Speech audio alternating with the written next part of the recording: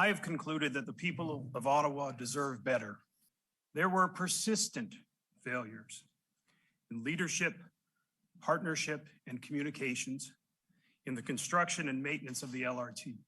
This morning, Justice William Horrigan released his final report on the Ottawa Light Rail Transit System. It's more than 600 pages of documents. This here is an executive summary that you could probably read in one trip between Tunney's and Blair Station. The report is scathing towards both the construction company, or the consortium, Rideau Transit Group, and especially the City of Ottawa.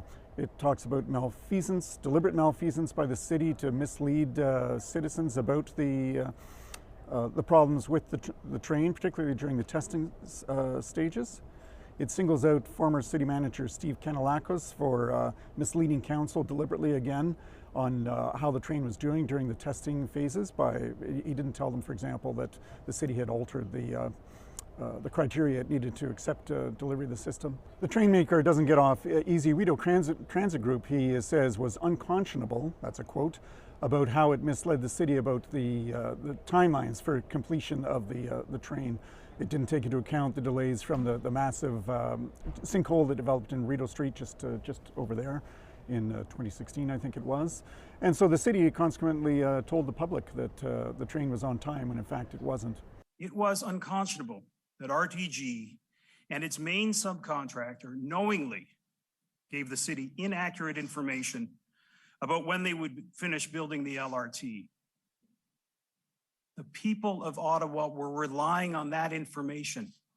It also blames Rideau Transit Group for doing a poor job at maintenance. The maintenance was inadequate. It said there are problems that are still unsolved 3 years after the train went into service. And he blames the city for nitpicking with small details that just flooded RTG with problems that overwhelmed its system or capacity to keep the train running. There were things that were outside the control of both the city and the construction consortium. The sinkhole being one of them. The other being a stipulation by the province for a Canadian content in the construction and operation of the train, which was very difficult for the company to meet just because of a lack of a skilled workforce here in Ottawa.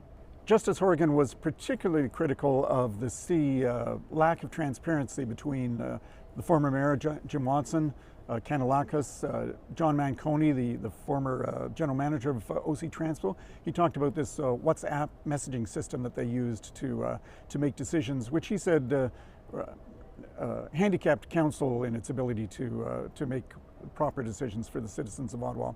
All in all, the report is just very plainly written. It's easy to understand. It's a damning document. It's available on the Commission's website, and I'd recommend everyone take a good look at it, even if it's just the executive summary.